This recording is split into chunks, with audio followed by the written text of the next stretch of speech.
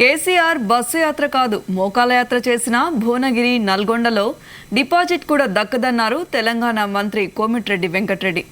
Liquor కేసులో arrest అయిన కవితకు బెయిల్ దొరకదన్నారు. త్వరలో తండ్రి కొడుకులు కూడా జైలుకెళ్లడం ఖాయమన్నారు కోమటిరెడ్డి.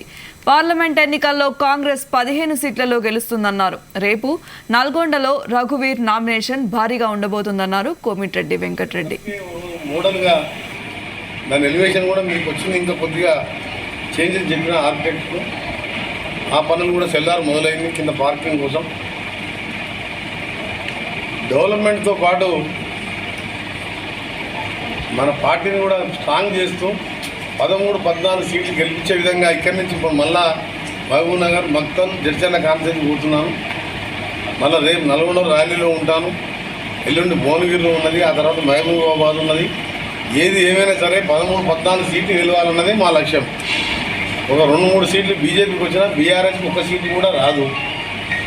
ఈ పార్టీ రేపైన బస్సు యాత్రని కట్టెపట్టుకొని వెళ్ళిన ఒక ముసలాయన నల్గొండ జిల్లాని నాశనం చేసి కృష్ణా నీళ్ళతో జగన్మోహన్ రెడ్డికి అప్పచెప్పి మీరిద్దరు లాలూచిపడి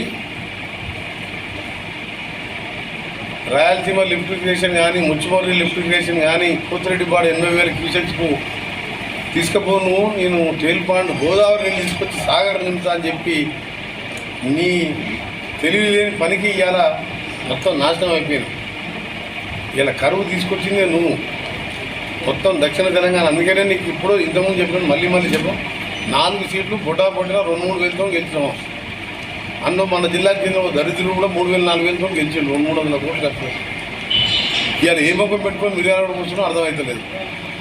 ఇది కేసీఆర్ కానీ బీజేపీలో గెలవాలి. 3 నెలలు